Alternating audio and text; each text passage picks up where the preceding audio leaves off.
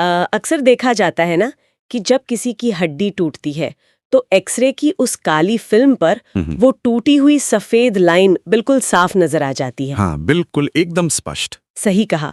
और फिर एक सर्जन उस फिल्म को देखता है, समस्या की सटीक जगह पहचानता है और बस उसे ठीक कर देता है। मतलब इंजीनियरिंग की तरह एकदम सटीक। हाँ, थ्योरी में तो ऐसा ही होना चाहिए। बिल्कुल, लेकिन क्या हो जब कोई सर्जन सही जगह पर कट तो लगाए लेकिन अंदर से गलत अंग निकालकर मरीज को एक भयानक मेडिकल दुस्वप्न में धकेल दे। ओ, ये तो सोचकर ही डर लगता है ना? द ओपन माइक में सुनने वाले सभी लोगों का स्वागत है। आज का हमारा ये गहरा विश्लेषण लॉ फाइंडर न्यूज नेटवर्क की एक बहुत ही विस्तृत रिपोर्ट पर आधारित है। और ये सिर्फ एक रिपोर्ट नहीं है, ये कई कानूनी दस्तावेजों और मेडिकल लापरवाही का एक पूरा पुलिंदा है। बिल्कुल। आज का हमारा मिशन यही समझना है कि कैसे साल 2012 की एक सर्जिकल भूल एक भयानक सिस्टमैटिक कवर अप में बदल गई और क्यों इस मामले ने भारत के इतिहास में सबसे बड़े मेडिकल मुआवजे के फैसलों में से एक की नींव रखी। तो चलिए इसको थोड़ा विस्तार से समझते हैं। मैं कहूंगा कि इस केस की परतें खोलने पर सच में कई डराने वाले सच सामने आते हैं। मतलब हम अक्सर मान लेते हैं कि ऑपरेशन थिएटर के उन बंद दरवाजों के पीछे सब कुछ मशीन जैसी सटीकता से काम कर रहा है। हाँ, हम तो डॉक्टरों पर आंख मूंद कर भरोसा करते हैं। बिल्कुल, लेकिन शांति देवी नाम की एक 56 वर्षीय महिला का ये मामला दिखाता है कि जब उस तथाकथित सटीक व्यवस्था के अंदर मानवीय लापरवाही और अहंकार मिल जाते हैं ना, तो अंजाम कितना खौफनाक हो सकता है। तो शांति देवी की कहानी अप्रैल 2012 में शुरू होती है। 56 साल की उम्र में उन्हें पेट में बहुत तेज दर्द हुआ, जिसके बाद वो उत्तर प्रदेश के एक सर्जन डॉक्टर राजीव लोचन के पास गई और वहां उनकी जांच हुई। जांच हुई और डायग्नोसिस में सामने आया कि उनकी दाहिनी किडनी मतलब राइट किडनी में सिवियर हाइड्रोनेफ्रोसिस है। जी, सिवियर हाइड्रोनेफ्रोसिस। तो सर्जरी की मेज तक पहुंचने से पहले मैं चाहती हूँ कि हम ये समझे कि ये बीमारी असल में शरीर के अंदर कर क्या रही थी। देखो, हाइड्रोनेफ्रोसिस को अगर हम इसके मूल काम करने के तरीके से समझें तो ये असल में किडनी के अंदर एक तरह का बैकफ्लो है। हमारी किडनियां खून को साफ करके पेशाब बनाती हैं, जो नीचे ब्लैडर तक जाता है। एग्जैक्टली, मूत्रवाहिनी या यूरेटर के जरिए। लेकिन अगर इस रास्ते में कोई रुकावट आ जाए, जैसे कोई पथरी या कुछ और, हाँ, पथरी या कोई ब्लॉकेज, तो वो पेशाब वापस किडनी की तरफ बहने लगता है। इससे किडनी में सूजन आ जाती है। ओह, समझ गई। और शांति देवी के मामले में ये सीवियर था। मतलब उनकी दाहिनी किडनी लगभग काम करना बंद कर चुकी थी और वो शरीर के अंदर पड़े पड़े खुद एक खतरे का रूप ले रही थी। बाप रे। और मेडिकल रिकॉर्ड्स इस बात पर बिल्कुल एक मत थे सर्जरी से पहले कि तमाम रिपोर्ट साफ तौर पर कह रही थीं कि दाहिनी किडनी पूरी तरह खराब है, लेकिन बाईं किडनी यानी लेफ्ट किडनी, हाँ, लेफ्ट किडनी 100% स्वस्थ है। तो 6 मई 2012 को उस खराब दाहिनी किडनी को निकालने के लिए ऑपरेशन किया गया। शांति देवी को अस्पताल से छुट्टी भी मिल गई। यहां तक सब सामान्य लग रहा था। बिल्कुल, लेकिन ठीक 1 महीने बाद जून में जब फॉलोअप के लिए सीटी स्कैन और कुछ रेडियोलॉजिकल टेस्ट हुए तो रिपोर्ट में कुछ ऐसा निकला जिसे पढ़कर किसी का भी दिमाग सुन पड़ जाए। वो रेडियोलॉजिकल टेस्ट इस पूरी त्रासदी का टर्निंग पॉइंट था। मतलब स्कैम में साफ दिख रहा था कि जिस दाहिनी किडनी को निकाला जाना था, जो असल में खराब थी, हाँ, जो खराब थी, वो तो मरीज के शरीर में ही मौजूद थी। और जो बाईं किडनी पूरी तरह से स्वस्थ थी, जो उस वक्त शांति देवी के शरीर को जिंदा रखे हुए थी, वो शरीर से गायब थी। सच में। सर्जन ने स्वस्थ अंग को काटकर बाहर कर दिया था। रुको, मुझे ना इस बात की थोड़ी एनाटॉमी समझनी है। मतलब ये कोई गाड़ी का पुर्जा तो है नहीं कि मैकेनिक ने गलती से दूसरा बोल्ट खोल दिया। बिल्कुल नहीं। ये तो ऐसा है जैसे मैकेनिक ने इंजन का वो हिस्सा निकाल दिया जो गाड़ी को ओवरहीट होने से बचाता है और फिर बोनेट बंद करके कहा कि गाड़ी ठीक है, जबकि अंदर ही अंदर वो पिघल रही है। बहुत ही सटीक एनालॉजी है ये। और सबसे बड़ी बात, डॉक्टर लोचन ने खुद लिखित में ये माना है कि चीरा यानी जो इंसिजन था वो दाहिनी तरफ ही लगाया गया था। तो मेरा सवाल ये है कि दाहिनी तरफ शरीर को काटकर बाईं किडनी कैसे निकाली जा सकती है? क्या चाकू अंदर ही अंदर बाईं तरफ चला गया था? यहाँ जो सबसे हैरान करने वाली बात है वो ये है कि शरीर रचना विज्ञान के नजरिए से दाहिने चीरे से बाईं किडनी तक पहुंचना असंभव के करीब है। वही तो। देखो, किडनियां हमारे पेट के बहुत पीछे रीढ़ की हड्डी के दोनों तरफ होती हैं। उस जगह को रेट्रोपेरिटोनियल स्पेस कहा जाता है। दाहिने हिस्से में कट लगाकर शरीर के सारे अंदरूनी अंगों को पार करते हुए बाईं किडनी तक जाना। और उसे निकालना। हाँ, ये कोई सामान्य चूक हो ही नहीं सकती। तो फिर ये हुआ कैसे?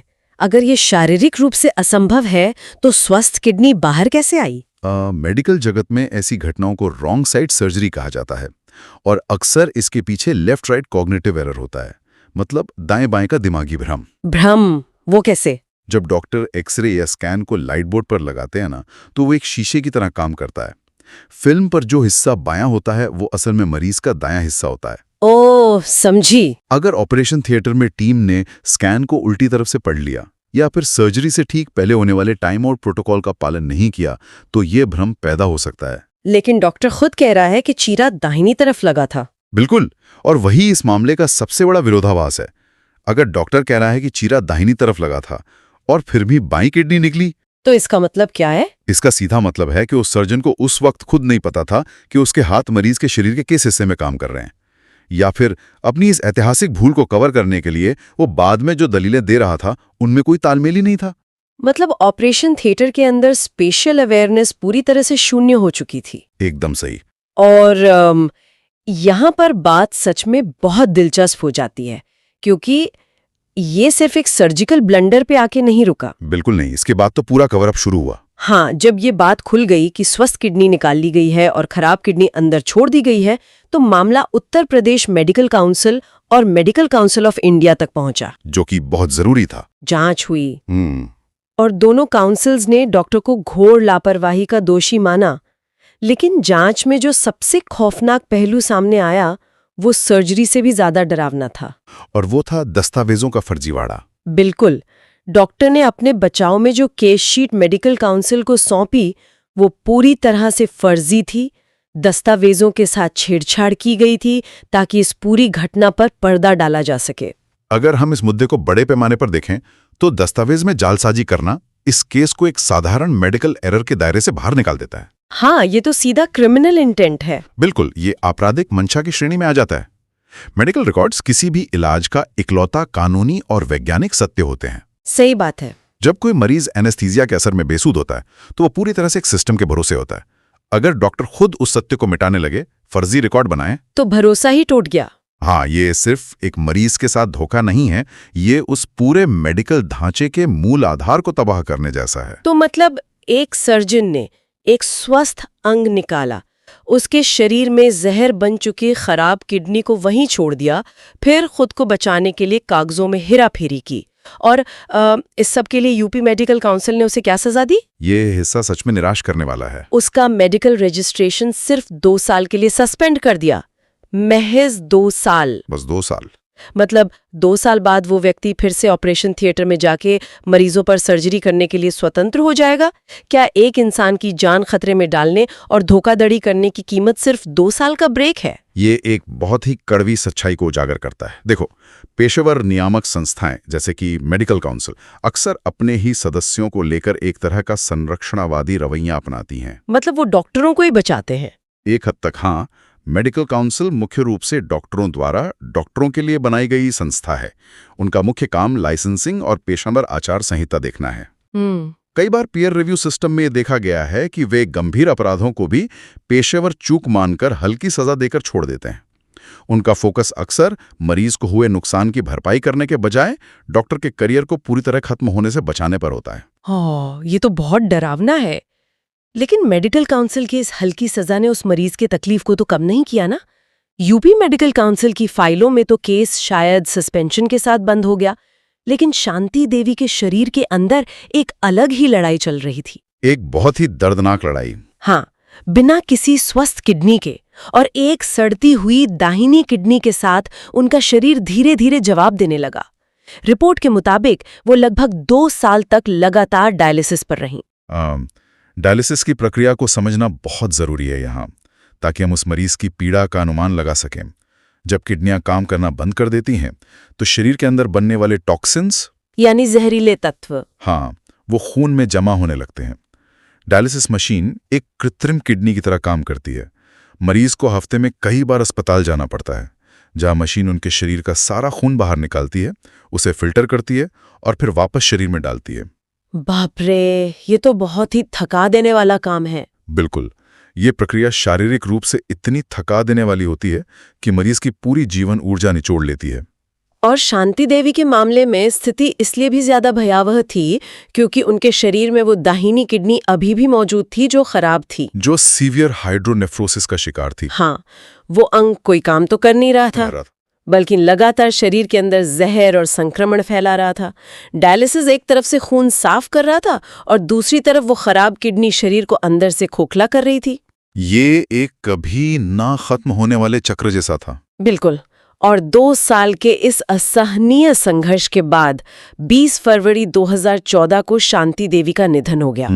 एक मरीज जो पेट दर्द की शिकायत लेकर गया था, जिसे एक बहुत ही स्पष्ट डायग्नोसिस के बाद एक रूटीन सर्जरी की जरूरत थी, उसे 2 साल तक एक मशीन के सहारे घुट-घुट कर जीना पड़ा। और मौत का सीधा कारण वो जहर था जिसे सर्जरी की उस मेज पर निकाला जाना चाहिए था, लेकिन नहीं निकाला गया। मेडिकल काउंसिल ने तो अपना फैसला सुना दिया था, लेकिन अच्छी बात यह है कि शांति देवी के परिवार ने हार नहीं मानी। मेडिकल सिस्टम से निराश होकर उन्होंने उपभोक्ता अदालत का रास्ता चुना, जो कि एक बहुत ही सही कदम था। हाँ, ये मामला national consumer disputes redressal commission तक पहुंचा, जिसे NCDRC भी कहते हैं। और सालों की सुनवाई के बाद 18 मई को अध्यक्ष AP साही और सदस्य भरत कुमार पंड्या की पीठ ने एक ऐसा ऐतिहासिक फैसला सुनाया जिसने पूरे मेडिकल जगत में हलचल मचा दी। देखो, NCDRC का नजरिया मेडिकल काउंसिल से बिल्कुल अलग होता है। उपभोक्ता अदालतें किसी पेशेवर की डिग्री सस्पेंड नहीं करती। तो वो क्या करती हैं? वे सिस्टम की विफलता से हुए नुकसान का आर्थिक मूल्यांकन करती हैं, और इस मामले में अदालत ने जो भाषा इस्तेमाल की वो बेहद सख्त थी। बहुत सख्त। अदालत ने साफ शब्दों में इस घटना को लापरवाही के सबसे गंभीर रूपों में से एक कहा, एक मेडिकल डिजास्टर। सच में एक डिजास्टर ही था ये। और सबसे अहम बात ये थी कि आयोग ने सीधे तौर पर डॉक्टर की गलती को मौत से जोड़ा। उन्होंने स्पष्ट किया कि अगर वो स्वस्थ बाईं किडनी नहीं निकाली गई होती तो मरीज लंबे समय तक जीवित रह सकती थी। इससे एक बहुत जरूरी सवाल उठता है, और ये टिप्पणी कानूनी रूप से बहुत भारी है। अदालत ये स्थापित कर रही थी कि शांति देवी की मौत प्राकृतिक कारणों से नहीं हुई। हाँ, ना ही किसी बीमारी के बिगड़ने से। एग्जैक्टली, बल्कि वो एक सीधे कॉज एंड इफेक्ट का परिणाम थी। मतलब डॉक्टर के उस गलत चीरे और फर्जी रिकॉर्ड्स ने सीधे तौर पर उस महिला की जीवन रेखा काट दी थी। और इसी आधार पर NCDRC ने 2 करोड़ रुपए के मुआवजे का आदेश दिया। भारत में मेडिकल नेग्लिजेंस के मामलों में इतनी बड़ी रकम बहुत कम देखने को मिलती है। बहुत ही कम। और इस मुआवजे का जो ब्रेकडाउन है ना, वो भी बहुत दिलचस्प है। आयोग ने 1.5 करोड़ रुपए सीधे तौर पर उस घोर लापरवाही के लिए तय किए। 1.5 करोड़ सीधे लापरवाही के लिए। हाँ। इसके बाद शांति देवी के परिवार के दोनों शिकायतकर्ताओं को 10-10 लाख रुपए loss of consortium, love and affection के लिए दिए गए और 1 लाख रुपए कानूनी लड़ाई के खर्च के तौर पर। ये जो लॉस ऑफ कंसोर्टियम है ना, कानूनी शब्दावली में इसका अर्थ काफी गहरा होता है। मतलब ये सिर्फ पैसों का मामला नहीं है। नहीं, बिल्कुल नहीं। जब किसी परिवार का कोई सदस्य अचानक और अस्वाभाविक तरीके से छिन जाता है तो परिवार सिर्फ एक व्यक्ति को नहीं खोता। वे वो भावनात्मक सहारा, वो साहचर्य और वो प्रेम खो देते हैं जो वो व्यक्ति उनके जीवन में लाता था। सही कहा। अब कानून के पास बीता हुआ समय या किसी इंसान को वापस लाने की ताकत तो है नहीं, इसलिए वो इस भावनात्मक और मानसिक शून्य की भरपाई आर्थिक रूप से करने का प्रयास करता है। ये 20 लाख रुपए उस खालीपन की कानूनी मान्यता है। इस फैसले का एक और बहुत ही मारक हिस्सा इसका ब्याज वाला क्लॉज है। अदालत ने आदेश दिया कि ये 2 करोड़ की रकम डॉक्टर को 3 महीने के भीतर चुकानी होगी। और सिर्फ 2 करोड़ नहीं। हाँ, इस पर 20 फरवरी 2014 से, मतलब जिस दिन शांति देवी का निधन हुआ था, उस दिन से 6% सालाना की दर से ब्याज भी लगेगा। बाप रे। और सुनिए, अगर डॉक्टर 3 महीने के भीतर भुगतान करने में विफल रहता है तो ब्याज दर दंड स्वरूप बढ़कर 9% हो जाएगी। अदालतों द्वारा ब्याज का ये तंत्र असल में एक प्रेशर टैक्टिक होता है। 2014 से लेकर फैसले के दिन तक परिवार न्याय का इंतजार करता रहा। बहुत लंबा इंतजार था वो। तो अदालत इस 6% ब्याज के जरिए ये कह रही है कि वो इंतजार का समय भी मुफ्त नहीं था। कानून उस समय की भी कीमत वसूल रहा है। और ये जो 9% का क्लॉज है, ये तो सीधा सीधा डराने के लिए है ना। हाँ, ये सुनिश्चित करता है कि डॉक्टर इस फैसले को आगे किसी और अदालत में खींचने या भुगतान में देरी करने से पहले 10 बार सोचें। ये आर्थिक दंड के जरिए पेशेवर जवाबदेही थोपने का एक क्लासिक तरीका है। तो आज के इस डीप डाइव को अगर हम समेटें तो हम पाते हैं कि एक तरफ एक ऐसा सिस्टम है जो अपने ही सदस्य के फर्जीवाड़े और एक जानलेवा गलती पर सिर्फ 2 साल के निलंबन का पर्दा डाल देता है, जो कि बेहद निराशाजनक है। और दूसरी तरफ एक उपभोक्ता अदालत है जो उस लापरवाही की कीमत 2 करोड़ रुपए और भारी ब्याज के रूप में तय करती है ताकि पूरे देश के मेडिकल ढांचे को एक कड़ा संदेश मिल सके। सही बात है। ये केस सिर्फ एक गलत अंग निकाले जाने की कहानी नहीं है। ये कहानी है 2 अलग-अलग प्रणालियों की, एक जो बचाना चाहती थी और दूसरी जिसने जवाबदेही ठहराया। मेरा भी यही मानना है कि इस मामले ने यह साबित कर दिया कि जब मेडिकल आचार संहिता विफल हो जाती है और स्वनियमन काम नहीं करता, तो कानून को एक कठोर हस्तक्षेप करना ही पड़ता है। बिल्कुल। ये 2 करोड़ रुपए का जुर्माना सिर्फ एक परिवार का मुआवजा नहीं है, ये हर उस अस्पताल और डॉक्टर के लिए एक चेतावनी है जो मरीजों की जान को हल्के में लेने की भूल करते हैं। बहुत सही कहा आपने। और इसी मोड़ पर मैं इस चर्चा को समाप्त करते हुए एक ऐसे विचार के साथ छोड़ना चाहती हूँ जो कागजों और कानूनी पैमानों से थोड़ा परे हैं। बताइए। हम अक्सर न्याय को सजा या मुआवजे के तराजू पर तौलते हैं। उपभोक्ता फोरम ने एक ऐतिहासिक फैसला दिया, 2 करोड़ का जुर्माना लगाया। हाँ। मेडिकल काउंसिल ने 2 साल का सस्पेंशन दिया। लेकिन जरा सोचिए, एक इंसान जो किसी डॉक्टर के पास ये विश्वास लेकर जाता है कि वो उसके जीवन की रक्षा करेगा, वो इंसान अपनी जान गंवा देता है और वो रक्षक खुद को बचाने के लिए उसी सच्चाई के दस्तावेजों को मिटा देता है। ये सबसे बड़ा धोखा है। तो क्या ऐसी स्थिति में सालों बाद मिलने वाला करोड़ों का मुआवजा या कुछ समय का सस्पेंशन सच में उस पूर्ण न्याय को परिभाषित कर सकता है, या फिर ये सिर्फ हमारी न्याय प्रणाली की उस लाचारी को दर्शाता है जहां एक खोए हुए जीवन और टूटे हुए विश्वास का अंतिम समाधान अंततः केवल चेकों और बैंक खातों के बीच ही तलाशा जा सकता है? इस पर विचार जरूर कीजिएगा। द ओपन माइक में हमारे साथ जुड़ने के लिए बहुत बहुत शुक्रिया।